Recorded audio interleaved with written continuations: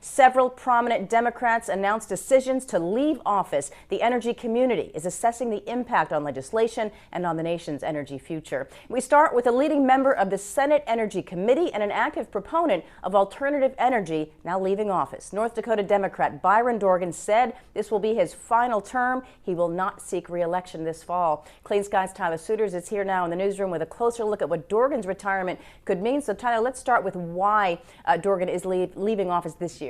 Well, Susan, Dorgan told the Hill newspaper that he wants to focus on energy policy in the private sector, but it's clear that one of the driving forces for this decision is his life in the public sector. He was facing a very difficult re-election race this fall. In fact, recent polls have North Dakota's popular Republican governor with strong numbers ahead of Dorgan should the two meet in the fall, which will not happen as of right now.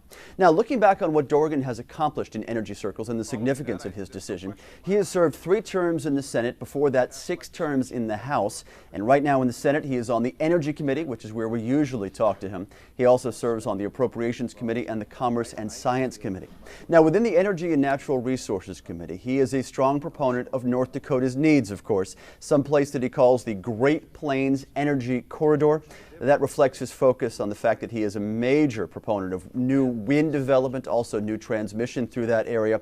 He is big on advanced biofuels and carbon capture and storage technology.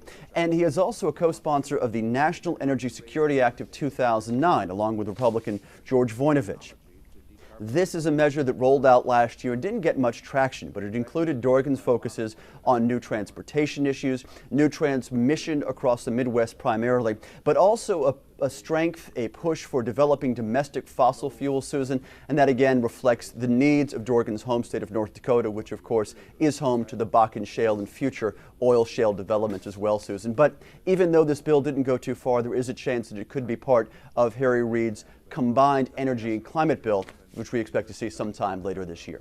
What's the overall impact now, Tyler, for the Senate climate legislation we were hoping to see over the next couple of months? Well, Dorgan has made it clear he is not a fan of the cap and trade plan, which is favored by Democratic leadership and by the White House itself. He does, however, seem to favor some sort of cap on carbon, but for this term alone, or at least this coming year, which is where we'll see Dorgan still in office, cap and trade is the issue. That's really all that matters. He is also a big fan of a renewable portfolio standard, which is folded in to all of this legislation, so that could sway his vote. An energy policy insider who's involved in the private sector, someone I talked with earlier today, said that Dorgan's retirement removes much of the leverage for Democrats in terms of a possible RPS bill and new transmission bill, a blow to that effort. Now, Dorgan did support the Senate Energy Bill, also known as the American Clean Energy Leadership Act. This passed out of the Senate Energy Committee back in the summer, and it did have bipartisan support. But Dorgan fought hard for new oil and gas development off of the eastern Gulf of Mexico, singling out the potential for natural gas production through the Destin Dome.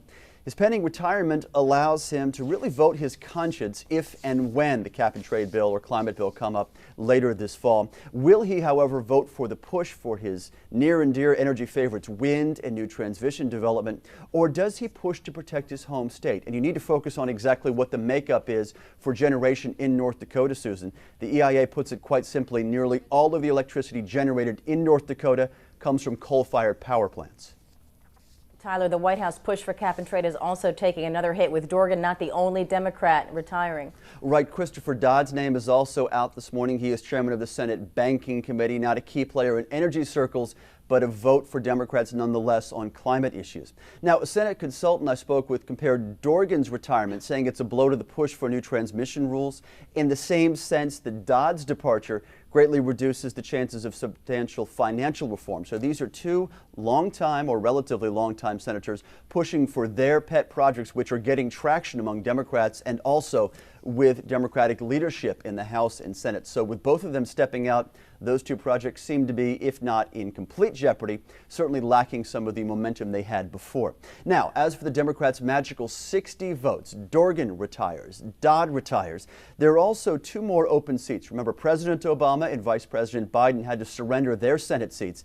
Democrats sit in them now, but both Roland Burris and Ted Kaufman, who replaced the president and vice president respectively, those seats face races this fall, and so those votes are also up in the air in terms of whether or not they follow party leadership and do exactly what Harry Reid wants, or whether or not they vote with an eye on the 2010 elections.